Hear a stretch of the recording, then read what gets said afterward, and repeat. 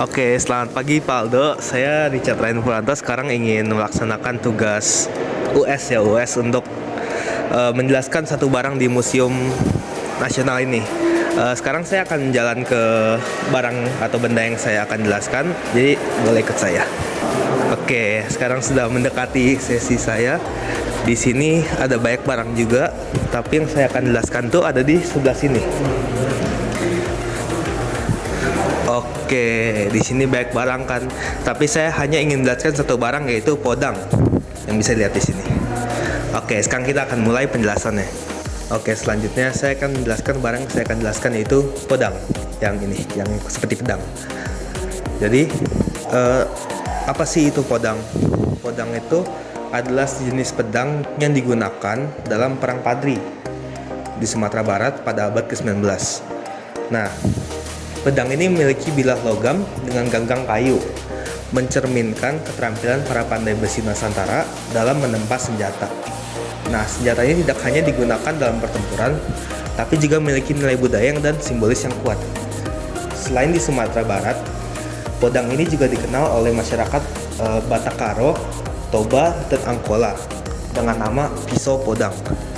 Nah, senjata ini baik digunakan oleh para pejuang dan bangsawan, menandakan status sosial pemiliknya. Terus bentuknya yang khas ini dengan bilah tajam seringkali dihias oleh ukiran, membuatnya bukan hanya sebagai alat perang, tapi juga sebagai simbol kehormatan dan keberanian. Selanjutnya saya akan menjelaskan peran pedang ini dalam perang Padri. Pada awal abad ke-19, perang Padri meletus di wilayah Minangkabau antara dua kelompok besar, yaitu kaum Padri yang membawa ajaran Islam Puritan dan kaum adat yang mempertahankan tradisi lokal. Nah, konflik ini kemudian meluas menjadi perlawanan terhadap kolonial Belanda yang ikut campur dalam perang ini. Nah, dalam pertempuran tersebut, podang menjadi salah satu senjata utama yang digunakan oleh para pejuang Minangkabau. Senjata ini dipakai dalam pertempuran jarak dekat, terutama dalam duel atau pertempuran. Ya. Terus keunggulan podang ini apa sih? Keunggulannya itu desainnya yang ringan namun tajam, jadi cepat gitu. Memungkinkannya untuk pemakainya untuk bergerak cepat dan menyerang dengan presisi. Nah, penggunaan podang dalam perang Padri ini menunjukkan bahwa senjata tradisional tetap memainkan peran penting dalam peperangan. Bahkan di era di mana senjata api mulai diperkenalkan, para prajurit Minangkabau ini menggunakan kombinasi strategi gerilya dan bertempuran langsung dengan senjata seperti podang untuk melawan musuh mereka. Oke, selesai. Selanjutnya kita lanjut ke makna budaya dan simbolisme podang ini.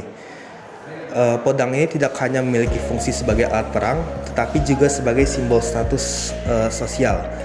Di kalangan bangsawan dan pemimpin perang, memiliki podang yang dihiasi dengan ukiran indah itu menandakan kehormatan dan keberanian seseorang. Kemudian dalam tradisi Minangkabau dan Batak, podang juga sering dikaitkan dengan kepemimpinan. Jadi seorang pemimpin atau panglima perang yang memiliki podang dianggap sebagai seseorang yang memiliki kekuatan dan kebijaksanaan dalam memimpin. Beberapa podang bahkan diwariskan secara turun-menurun sebagai pusaka keluarga. Ya, itu menunjukkan nilai sejarah dan kebanggaan yang melekat pada senjata ini. Oke, makna budaya selesai. Sekarang kita lanjut ke pelestarian dan tantangan podang ini. Jadi di era modern, penggunaan podang sebagai senjata sudah tidak lagi ditemukan, sudah jarang. Namun senjata ini masih bertahan sebagai bagian dari warisan budaya dan sejarah Sumatera Barat. Beberapa podang masih tersimpan dalam koleksi museum seperti yang tercatat dengan nomor inventaris 412 di Museum Nasional ini. Nah, upaya pelestarian podang dilakukan melalui berbagai cara seperti pameran di museum, penelitian sejarah, dan dokumentasi budaya. Selain itu, dalam beberapa pertunjukan seni dan festival budaya, replika podang ini masih digunakan untuk menggambarkan peran senjata ini dalam sejarah Minangkabau. Ya. Terus meskipun tantangan modernisasi membuat banyak senjata tradisional terlupakan, pelestarian podang tetap penting untuk mengenang perjuangan rakyat Sumatera Barat pada abad ke-19. Dengan memahami sejarah dan nilai budaya podang, Oke, dapat lebih menghargai warisan nenek moyang serta kontribusinya dalam membentuk identitas budaya Minangkabau ini atau Indonesia. Nah, podang bukan sekedar pedang, tapi simbol keberanian dan kehormatan dan semangat perjuangan yang tetap hidup dalam sejarah dan budaya Nusantara. Agak terang ya, sorry ini. Oke, mungkin tuh sekian dari saya, udah cukup banyak.